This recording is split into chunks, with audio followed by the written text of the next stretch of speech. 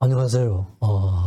그동안 만든 동영상들이 너무 내용들이 좀 딱딱해서 이번부터 한 몇 시간은 좀 부드러운 내용으로 말씀을 드리려고 그럽니다.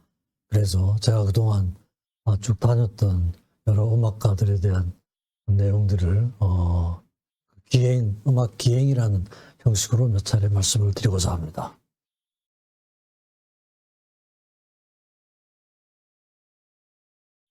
네, 그래서 첫 시간은 음악 기행 중에 베토벤과 바그너 이 두 음악가를 중심으로 해서 말씀을 드리겠습니다. 대개 이렇게 말씀드릴게요. 서론 부분, 베토벤에 대한 기행, 바그너에 대한 음악 기행, 그리고 요약을 말씀드리겠습니다. 음악 기행을 하는 목적은 뭐 뻔하죠, 그죠? 여러 가지 음악을 듣다가 결국은 그 작곡가하고의 영적 교류를 통해 가지고 작곡가와 음악에 대한 이해를 깊게 한다. 이게 뭐 목적이라고 할 수가 있겠죠. 그래서 이런 목적으로 말씀드리겠습니다. 특히 이제 베토벤과 바그너를 이렇게 주제로 삼은 이유는 이 두 분이 굉장히 관계가 깊다는 겁니다. 특히 이제 바그너가 베토벤 매니아였습니다. 그래서 바그너의 모든 작품이 베토벤의 영향을 받고 실제로 1870년이면은 베토벤 탄생 100주년인데요.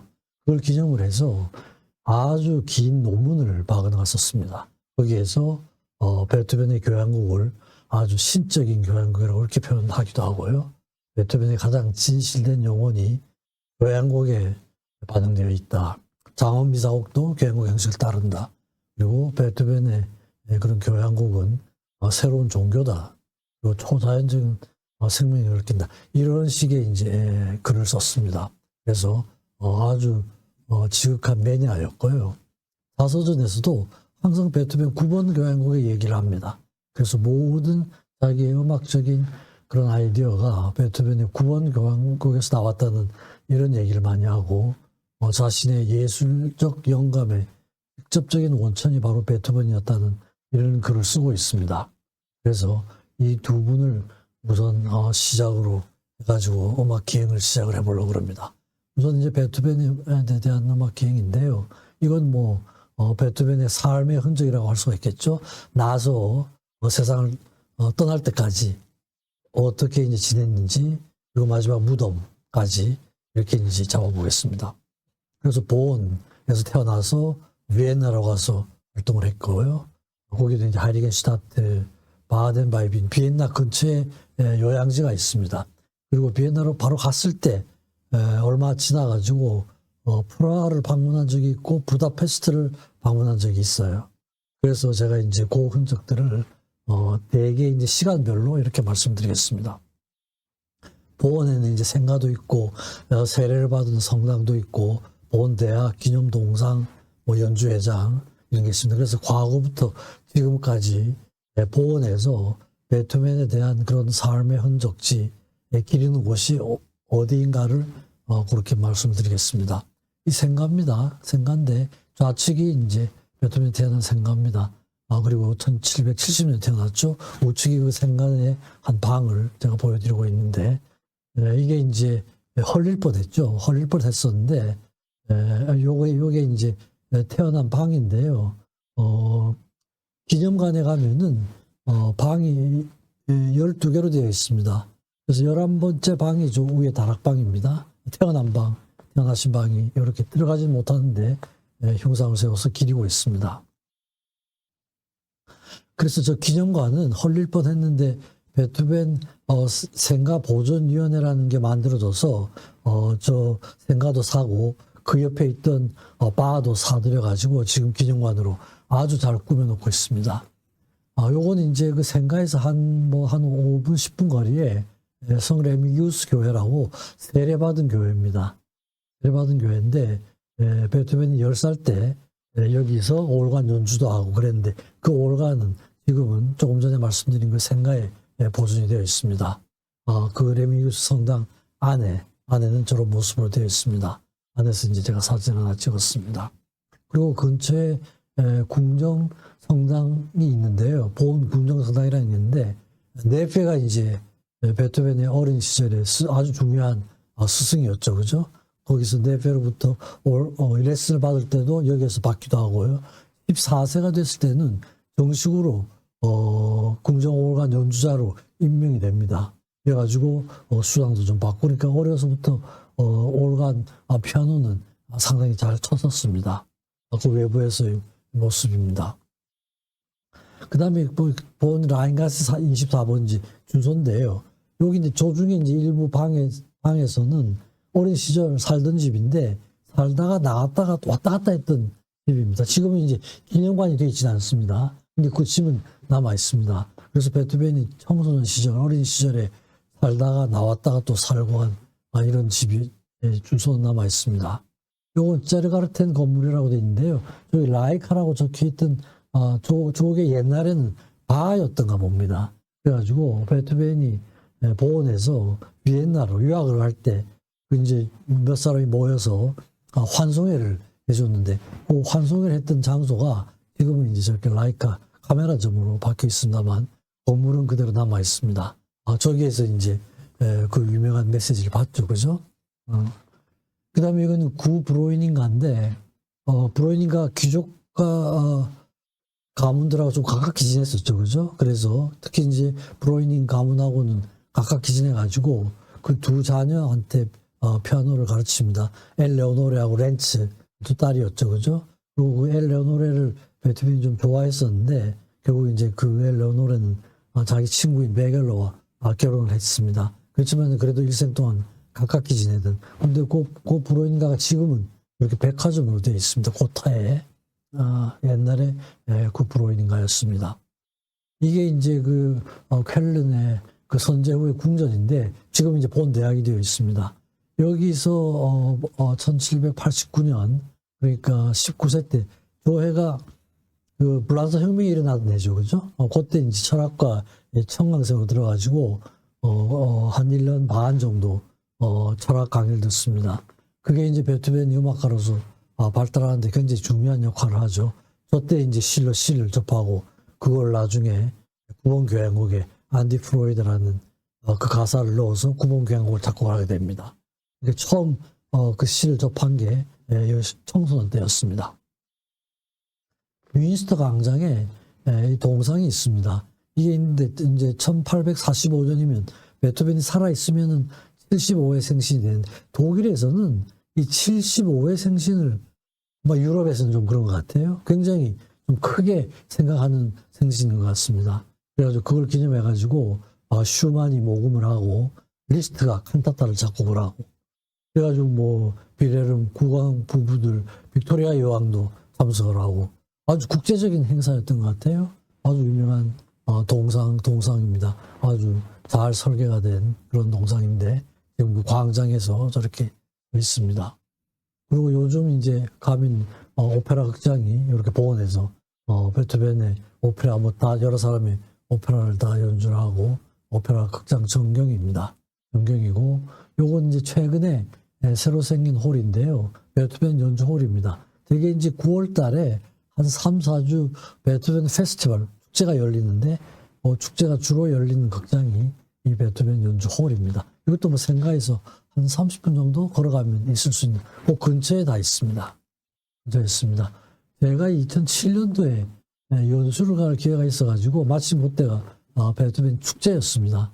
그래가지고 이제 연주회가 있어가지고 가서 했는데, 이제 그때 연주자가 저 북민들하고 우리나라에 재미를 붙여가지고 거의 매년 우리나라에 와서 연주회를 갔습니다. 베토벤 전문 피아니스트입니다. 제가 아주 일찍 한번 만난 적이 있습니다. 그 연주를 할 때 보면 대개는 보면 나이 드신 분들이 많아요. 그리고 젊은 사람은 굉장히 드문데, 요즘 또 얘기를 좀 들으니까 점차 젊은 층에서도 클래식에 대한 관심이 많아져가지고 점차 그 인구가 좀 늘어난다는 이런 보고를 듣고 있습니다. 중간에 이제 인터미션 시간에 입니다. 그리고 그 베토벤 홀 앞에 가면 저런 이제 베토벤 그 조형물이 있는데, 앞에서 보면은 베토벤 모양이 아니에요. 이게 좌측에 있는 사진, 제가 저 자리에서 보면 그냥 돌멩이만 엎겨 놓은 겁니다. 좀 떨어져서 봐야 베토벤 모양이 드러나는 아주 재미있는 그런 조형물이 있습니다. 베토벤 홀 바로 앞에 있습니다. 그리고 또 이제 베토벤하고 직접 관계는 안 되지만 보온에는 슈만 기념관이 있습니다. 슈만이 마지막에 뒤셀도르프에 살다가 거기에서 심한 우울증, 정신병에 해가지고 라인강에 자살하려고 뛰어듭니다. 근데 마침 지나가는 배가 있어가지고 목숨 건지고 그때 이제 요게 옛날에 정신병원이었습니다. 슈만이 입원하고 있던. 그래서 여기서 한 2년 정도 입원하고 있다. 결국은 여기에서 세상을 떠나게 됩니다. 그래서 지금 이제 슈만 기념관이 돼 있고 여기 이제 슈만 전경입니다. 슈만 기념관이 돼 있고 그 내부에 이런 피아노도 있고 거의 매주 슈만 주제로 하는 연주회 같은 게 조그마한 연주회가 열리고요. 또 일부는 어린이 아동용 음악 도서 음반 대여를 하는 도서관으로 쓰고 있습니다. 그래서 아주 의미 있게 쓰고 있다고 할 수가 있겠죠. 그래서 그 안에 슈만, 클라라 사진들이 이렇게 걸려 있고요. 요건 또 이제 보온 그 시립 묘지에 가면 요건 이제 베토벤 어머니 묘소가 저기에 있습니다. 그래서 아버지는 제가 찾지 못했는데 어머니 묘소가 있어서 가서 잠깐 인사를 드리고 사진을 같이 하나 찍었습니다.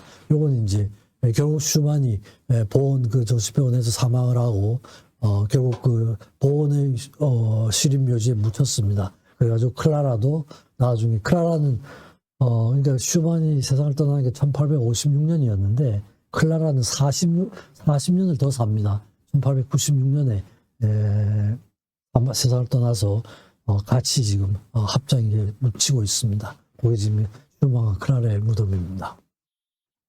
그래서 보온에는 제가 지금 말씀드린 이런 내용들을 가시면 한번 찾아보시면 좋을 것 같고요. 그 다음에 코플렌츠는 베토벤의 외가입니다. 어머니가 고향이 코플렌츠였습니다. 그래서 제가 이제 오늘 가서 방문을 했었는데 요 코플렌츠의 그 산 위에 올라가면 성이 있습니다. 성에서 내려다보면 그런 모양인데요. 이렇게 모젤강하고 라인강이 만나는 아주 아름다운 도시인데 외가에 무슨 기념관 이런 건 전혀 만들어져 있지는 않습니다. 그래서 22세 때 비엔나로 떠나게 됩니다. 그래서 35년 동안 비엔나에서 지내고 결국 다시는 보온으로 되돌아오진 못합니다. 못하고 세상을 떠나는데 비엔나에서 지냈던 그런 그 기념관들 삶의 흔적을 같이 한번 살펴보도록 하겠습니다. 근데 이게 제가 프라하인데요. 가서 얼마 있다가 1792년에 갔는데 1796년에 프라하를 방문할 기회가 있습니다. 거기서 초청을 해가지고 갑니다. 가서 만돌린을 위한 곡을 몇 개 작곡도 하고요. 또 공개 연주회도 갔습니다. 자기 피아노 협주곡 1, 2번을 치기도 하고 그 다음에 가서 연주를 한 게 지금 그 반짝반짝 작은별로 알려져 있는 그 곡이죠. 모차르트의 변주곡도 아마 연주를 했던 것 같습니다. 그리고 또 그 가서 바이올린이 고장이 나서 수리를 한 집이 있습니다. 수리를 한 집이 있는데 지금 이제 그 식당 이름을 세데이 바이올린이라는 이런 이름으로 붙여가지고 지금 레스토랑이 되어 있습니다. 요게 이제 프라하에 갔을 때 베토벤이 묵었던 그런 그 장소인데요. 베토벤 궁 이런 이름을 붙였습니다. 그래가지고 숙박업소는 이렇게 되어 있는데 아마 제가 갔을 때는 이게 지금 8일 이게 뭐가 사업이 잘 안 됐는지 이렇게 세일 판다고 이렇게 간판이 붙어 있었습니다.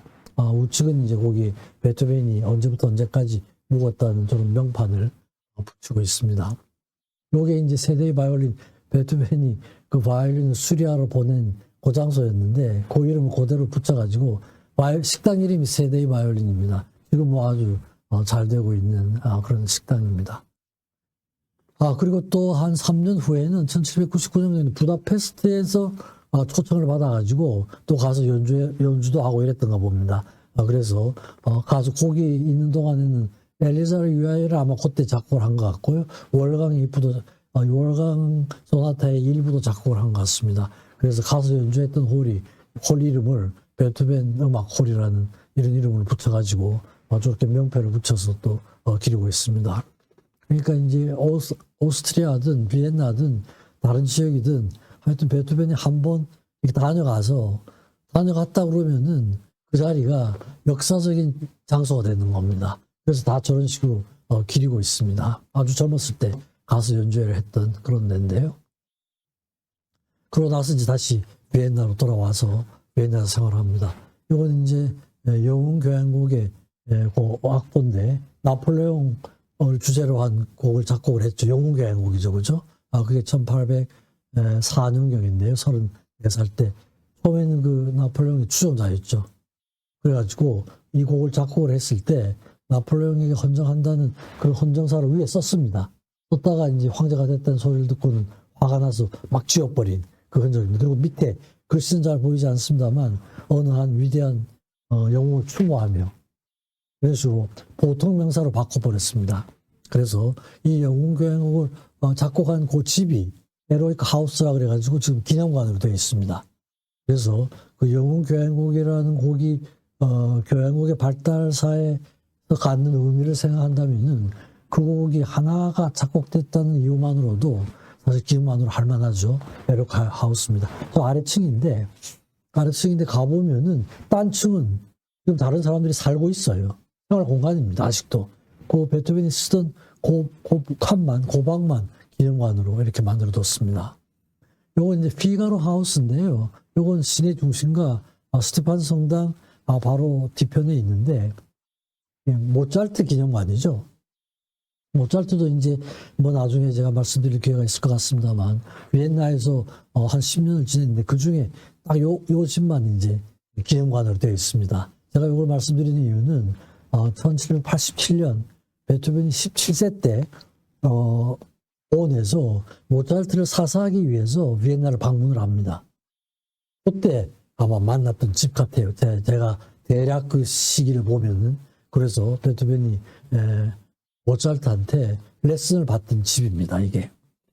그다음에 이제 파스퀄라티 하우스라고 요건 이제 꽤 오래 됐죠. 파스퀄라티라는 그 남작이 베토벤이 집이 없었거든요. 계속 전세로 돌아다니고 이랬는데 집이 없고 돌아다니고 하니까 자기의 건물 중에서 일부 3층, 4층인가 그걸 베토벤에게 내어줬습니다. 그래서 그 남작 이름을 따서 파스퀄라티 하우스라고 그러는데 여기서 이제 꽤 오래 살았잖아요. 그죠? 거의 합치면은 한 10년쯤 1804년에서 1808년, 1810년에서 15년까지 살았으니까 거의 10년 살면서 중기의 중요한 곡들, 요양곡, 피델리오, 발레 협주곡, 피아노 협주곡들 아주 중요한 곡들이 다 여기에서 작곡이 됐습니다. 그래서 비엔나의 베토벤의 기념관이 많은데 여기에서 여러 가지 자료가 상당히 충실하게 많이 보존되어 있습니다. 비엔나 가시면 꼭 한번 가보셔야 될 그런 기념관이죠. 그 기념관 내에서 이제 제가 같이 하나 찍었고요. 요거는 이제 하이리겐 슈타트의 집이라고 그래서 1967년 최근에 빈 씨가 매입을 해서 기념관으로 꾸민 집입니다. 그래서 1802년인데 굉장히 우울증에 걸려가지고 요양을 갔다가 여기에서 자살할 생각을 합니다. 1802년이었어요. 베토벤 32살 때. 그 마주 보이는 저 방이 저 안에서 책상도 있고 유서가 놓여져 있습니다. 그래서 지금 기념관으로 되어 있습니다. 그래서 이 집은 베토벤 좋아하는 음악가들한테는 꼭 방문을 해야 될 그런 집이죠. 옆에서 보면 이렇게 되어 있습니다. 아주 여러 가지 자료들이 잘 보존이 되어 있습니다. 좌측이 베토벤이 쓴 유서입니다. 이 유서가 그 집에 보관이 되어 있습니다. 우측은 베토벤이 사용하던 피아노가 저기 같이 있습니다. 이 집은 그 근처인데 칼렌버그 스트라스 주소 이름인데요. 요건 전원교향곡을 쓴 집이에요. 근데 기념관은 되어 있지는 않습니다. 일반 사람이 살고 있습니다. 그래서 베토벤이 기념관 아니더라도 베토벤이 살았던 집은 저렇게 이제 오스트리아 국기를 달고 명판을 붙입니다. 언제부터 언제까지 이 집에서 지내면서 교향곡을 작곡을 했다. 그래서 기리원이 있습니다. 그래서 지금 기념관은 되어 있지는 않지만 제 생각에는 그죠. 이것도 이제 기념관으로 만들어야 되지 않을까 이런 생각을 가지고 있습니다. 요건 이제 그 근처에 있는 그 하이리겐 슈타트 유서집에서 조금 내려오면 있는 집인데 잠깐 있었어요. 한 2개월 정도. 지금은 저 중앙에 문을 열고 들어가면 그 안이 어마어마한 그 광장이 있어가지고 호이리게, 그러니까 포도주 시험장으로 되어 있습니다. 하면 이제 이 근처가 이제 아주 유명한 포도주 산지거든요. 그래서 새로 나온 포도주를 가져다가 이제 시험하는 그런 그 말하자면 술집인데 그걸 호이리게라고 그럽니다. 근데 이제 집 모양이 너무 예뻐가지고 오래 있지는 않았지만 베토벤 뭐 기념하는 집, 뭐 베토벤 집 이러면 이 집이 굉장히 자주 등장을 해요. 너무 아주 독일 농가의 전통적인 가옥으로 한 2개월 정도밖에 있지는 않았던 집이지만 굉장히 유명한 집 모양 때문에 유명해진 그런 집입니다. 이건 이제 비엔나 가면 베토벤 광장이 있는데 거기 이제 이렇게 동상을 세워서 카스파르라는 사람이 음수부라는 사람이 1880년이니까 사망하고 나서 약 반세기쯤 지나가지고 만든 동상입니다. 그다음에 바덴바이빈인데요. 여기는 이제 후기에는 요양을 하러 하이리겐슈타트로 갔다가 후기가 되면 거기서 효과가 별로 없으니까 바덴바이빈, 비엔나 근처의 바덴이란 뜻이죠, 그죠? 그러니까 바덴이라고 그러면은 그건 온천 지역을 얘기합니다. 베스예요. 그래서 이제 온천 지역도 기후도 좋고 그래가지고 요양을 갔던 데인데 27년 동안 15회 15번을 그러니까 후기에는 이쪽으로만 갔던 거죠. 빈에서 한 26km 정도 떨어지고 여기 이제 모차르트도 방문을 하고 다른 사람들 많이 방문을 했습니다. 모차르트가 방문을 해서 작곡도 하기도 하고 또 쿠르 공원이라고 유명한 공원이 있는데 거기에서는 이제 오페레타 공연을 많이 합니다. 그리고 이제 여러 음악가들 유명한 사람들의 흉상도 있고 이런 곳입니다. 그래서 이 사당이 있습니다. 그러니까 바덴바이빈에 베토벤이 자주 찾아갔기 때문에 거기에 대한 감사의 마음으로 사당을 짓고 그 안에 이렇게 이제 베토벤의 또 흉상을 이렇게 해가지고 기리고 있습니다. 요거는 이제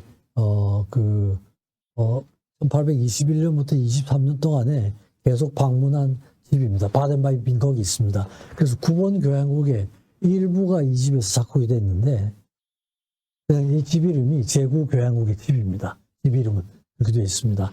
베버가 인사를 하러 간 집도 이제 이 집이었습니다. 장엄 미사의 일부도 여기서 작곡이 되고요. 그 안에 이제 피아노도 있고 베토벤의 머리카락입니다. 머리카락이 그때는 옛날에는 또 이렇게 유명한 사람이 죽고 나면 그 머리카락을 잘라서 서로 좀 나누어 갖는 게 또 뭐 일종의 뭐 그런 거 추도하는 행사이기도 했던가 봅니다. 그래서 머리카락이 남아있고 저걸 분석을 해가지고 최근에 이제 납양이 굉장히 많았다는 이런 게 책자까지 나오고 그렇게 했었죠. 그죠? 요건 이제 바덴바이빈에 가면 베토벤이 묵었던 호텔입니다. 사우호프 호텔인데 뭐 베토벤뿐 아니라 다른 음악가들도 다 묵었던 굉장히 유명한 호텔입니다. 그 정원에 이제 베토벤의 흉상을 이렇게 만들어서 기리고 있고 옆모습입니다. 그리고 우측은 이제 그 공원은 베토벤이 산책하던 길입니다. 산책하던 길이고 요거는 이제 공원 내에 그릴파처라는 사람의 흉상이 있는데 그릴파처라는 사람은 베토벤하고 굉장히 친했던 사람입니다. 그리고 베토벤이 세상을 떠났을 때 조사를 쓴 사람이에요. 문인이었죠, 그죠? 그 동상도 거기에 있습니다. 이건 이제 베토벤이 사망한 집, 스테르베 하우스라는 게 저게 스테르벤이 죽는다는 뜻이죠. 스테르베 하우스, 베토벤이 사망한 집. 지금 기념관으로 되어 있지는 않습니다. 기념관으로 되어 있지는 않고 그렇지만 죽은 집은 저렇게 또 오스트리아 국기를 달고 명패를 달고 그래가지고 간단하게 이 집에서 언제까지 살다가 사망을 했다는 그걸 붙여놓고 있습니다. 요건 그 집에서 활동을 할 때 누군가가 가가지고 베토벤이 활동하는 장면을 그림으로 남겨놓은 사람이 있습니다. 그래서 그 집 안에 그 상황을 베토벤이 살아있을 때 이런 분위기에서 작곡을 한 이런 게 이제 그림이 남아 있어가지고 같이 소개를 드립니다. 사망했을 때의 모습이죠. 그다음에 이건 사망했을 때 장례 미사를 치른 교회입니다. 알저 교회라 그래서 비엔나 시내에 있습니다. 이건 이제 장례식 장면이죠, 그죠? 뭐 슈베르트도 참여를 하고 체르니 다 횃불 행진도 하고 여러 사람 15,000 내지 2만 명이 그 추도 대열에 참여를 했다는 기록이 또 이렇게 그림으로 남겨둔 게 있습니다. 부검을 할 때 베토벤 두개골은 좀 살렸으면 좋겠다 이래가지고 두개골이 남아 있습니다. 1863년에 부검을 두 번째 부검을 했는데요. 1827년에 했으니까 36년 후에 부검을 3번을 합니다. 그래가지고 귀병에 대한 관심들이 많아가지고 그때 또 부검을 하는데 결국은 밝혀내지 못했습니다. 무덤이죠. 비엔나 중앙묘지에 가면 베토벤 무덤이 있고 여기 이제 우측이 슈베르트 무덤입니다. 그리고 좌측이 베토벤, 가운데가 모차르트의 기념비예요. 기념비인데 뭐 이것도 나중에 한번 설명드릴 기회가 있을 것 같습니다. 그렇게 해서 지금 이 중앙묘지는 음악가들을 다 모셔놓은 그런 묘지입니다. 가면 꼭 한번 가보셔야 될 그런 묘지죠. 그래서 베토벤이 태어나서 세상을 떠날 때까지 생가와 무덤, 사망한 집, 작곡한 집, 뭐 요 외에도 몇 군데도 비엔나에는 여러 군데가 더 있습니다만 제가 방문을 하지 못해가지고 직접 가보지 못해서 소개는 못 드리고 있습니다만 나중에 이제 같이 또 가봐야 될 그런 장소가 몇 군데 있습니다.